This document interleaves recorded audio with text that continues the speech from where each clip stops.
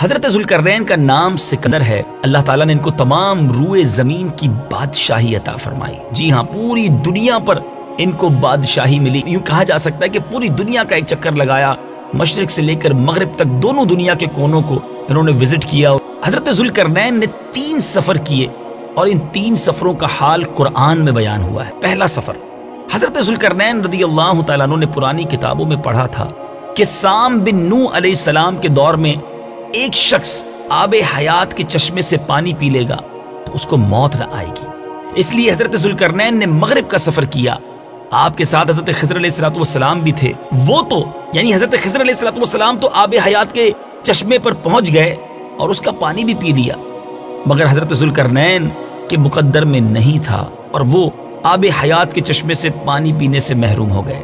اس سفر میں آپ جانب مغرب روانہ ہوئے تو جہاں تک آبادی کا نام و نشان ہے وہ ساری منزلیں طے کر کے آپ ایک ایسے مقام پر پہنچے کہ انہیں سورج غروب کے وقت ایسا نظر آیا کہ ایک سیاہ چشمے میں ڈوب رہا ہے، جیسا کہ سمندری سفر کرنے والوں کو آفتاب سمندر کے پانی میں ڈوبتا ہوا نظر آتا ہے۔ وہاں ان کو ایک ایسی قوم ملی جو جانوروں کی کھال پہنے ہوئے تھی، اس کے سوا کوئی دوسرا لباس ان کے بدن پر نہیں تھا اور دریائی مردہ جانوروں کے سوا ان کی غذا کا کوئی دوسرا سامان نہ تھا۔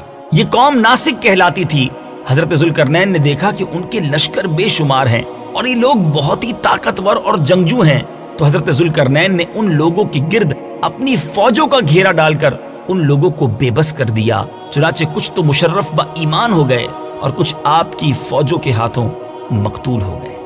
دوسرا سفر، پھر آپ نے مشرق کا سفر اختیار کیا۔ ویسٹ کے بعد آپ نے ایسٹ کا، مغرب کے بعد آپ نے مشرق کا رخ اختیار کیا، یہاں تک کہ جب سورج طلوع ہونے کی جگہ پہنچے تو یہ دیکھا کہ وہاں ایک ایسی قوم ہے جن کے پاس کوئی عمارت اور مکانات نہیں ہے۔ ان لوگوں کا یہ حال ہے کہ سورج طلوع ہونے کے وقت یہ لوگ زمین کے غاروں میں چھپ جاتے اور سورج ڈھل جانے کے بعد غاروں سے نکل کر اپنی روزی کی تلاش میں نکل پڑتے ہیں۔ یہ لوگ قوم منسک کہلاتے تھے۔ حضرت ذوالقرنین نے ان لوگوں کے مقابلے میں بھی لشکر آرائی کی اور جو لوگ ایمان لائے ان کے ساتھ بہترین سلوک کیا اور جو اپنے کفر پر اڑے رہے انہیں تباہ و برباد کر دیا۔ اب باری ہے تیسرے سفر کی۔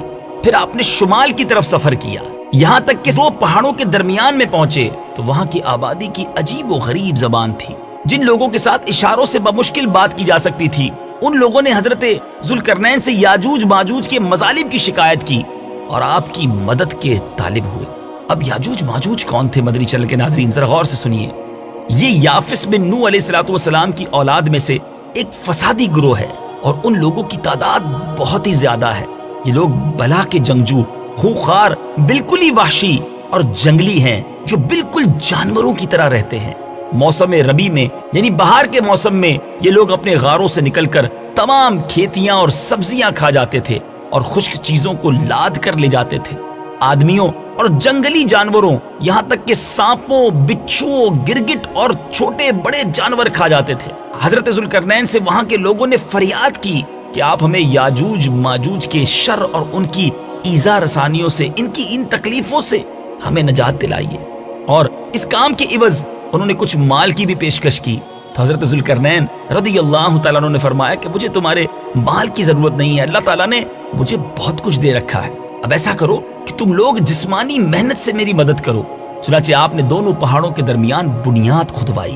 جب پانی نکل آیا تو اس پر پگھلائے ہوئے تانبے کے گارے سے پتھر جمائے گئے اور لوہے کے تختے نیچے اوپر چن کر ان کے درمیان میں لکڑی اور کوئلہ بھروا دیا اور اس میں آگ لگوا دی۔ اس طرح یہ دیوار پہاڑ کی بلندی تک اونچی کر دی گئی اور دونوں پہاڑوں کے درمیان کوئی ایسی جگہ نہ چھوڑی گئی۔ پھر پگھلایا ہوا تانبا دیوار میں پلا دیا گیا جو سب مل کر بہت ہی مضبوط، کانکریٹ جس کو کہتے ہیں نا، بہت ہی مضبوط اور مستحکم دیوار بن گئی۔ آپ کو معلوم ہے کہ وہ دیوار آج بھی قائم ہے۔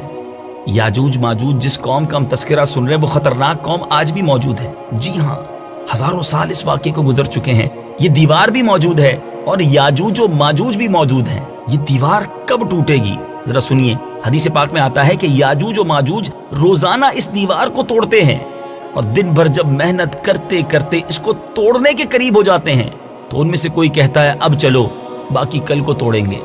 دوسرے دن جب وہ لوگ آتے ہیں تو خدا کے حکم سے وہ دیوار پہلے سے بھی زیادہ مضبوط ہو جاتی ہے اب اس دیوار کے ٹوٹنے کا جب وقت آئے گا، قیامت سے پہلے جب وہ وقت آئے گا، تو ان میں سے کوئی کہے گا اب چلو انشاءاللہ کل اس دیوار کو توڑ ڈالیں گے۔ ان لوگوں کے انشاءاللہ کہنے کی برکت سے اور اس کلمے کا یہ ثمرہ ہوگا کہ دوسرے دن دیوار ٹوٹ جائے گی۔ قیامت قریب ہونے کا یہ وقت ہوگا، دیوار ٹوٹنے کے بعد یاجوج ماجوج باہر نکل پڑیں گے اور زمین میں ہر طرف فتنہ و فساد اور قتل و غارت گری کریں گے، چشموں اور تالابوں کا پانی پی ڈالیں گے اور جانوروں اور درختوں کو کھا ڈالیں گے۔ زمین پر ہر جگہ وہ پھیل جائیں گے، مگر مکہ مکرمہ، مدینہ طیبہ اور بیت المقدس، ان تینوں شہروں میں یہ داخل نہ ہو سکیں گے۔ پھر حضرت عیسیٰ علیہ السلام کی دعا سے ان لوگوں کی گردنوں میں کیڑے پیدا ہو جائیں گے اور یہ سب کے سب ہلاک ہو جائیں گے۔ اللہ تعالی ہم سب کو یاجوج و ماجوج کے فتنوں سے محفوظ فرمائے، ہم سب کے ایمانوں کی حفاظت فرمائے کہ قرآن مجید میں کیسی کیسی تاریخی باتیں ہیں۔ ہمیں قرآن کے واقعات پڑھنے کا وقت نہیں ہے، اگر قرآن پڑھیں، اس کی تفسیر پڑھیں تو نہ جانے کتنا سارا علم ہم حاصل کر سکتے ہیں۔ دنیا کی بہت ساری باتیں ہمیں معلوم ہیں، مگر اسلامک ہسٹری اور اسلامی واقعات ہمیں نہیں معلوم۔ آئیے نیت کرتے ہیں، قرآن پڑھیں گے بھی اور اس کو سمجھنے کی بھی کوشش کریں گے۔ الحمدللہ مکتبۃ المدینہ نے ہمارے لیے ایک بہت خوبصورت تحفہ صراط الجنان تفسیر قرآن کا عطا کیا ہے۔ آپ اسکرین پر بھی صراط الجنان کا ٹائٹل دیکھ رہے ہوں گے۔ یہ بہت شاندار تفسیر قرآن اور بڑے آسان الفاظ میں موجود ہے۔ مکتبۃ المدینہ سے اسے حاصل کیجئے، آپ چاہیں تو اسے dawatIslami.net سے ڈاؤن لوڈ بھی کر سکتے ہیں۔ یاجوج و ماجوج کا یہ کہنا کہ انشاءاللہ کل آ کر دیوار توڑیں گے، تو انشاءاللہ کی برکت سے وہ دیوار بھی ٹوٹ جائے گی۔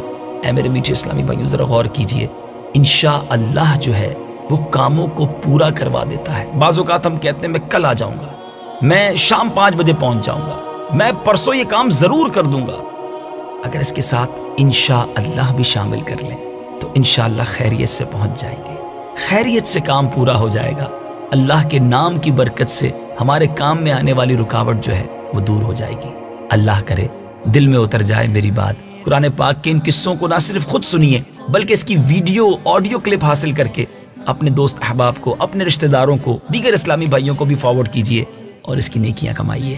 اللہ تعالیٰ مجھے بھی اور آپ کو بھی قرآن پاک سے سچی محبت عطا فرمائے اور قرآن پاک کے نور سے ہم سب کے دلوں کو منور فرمائے۔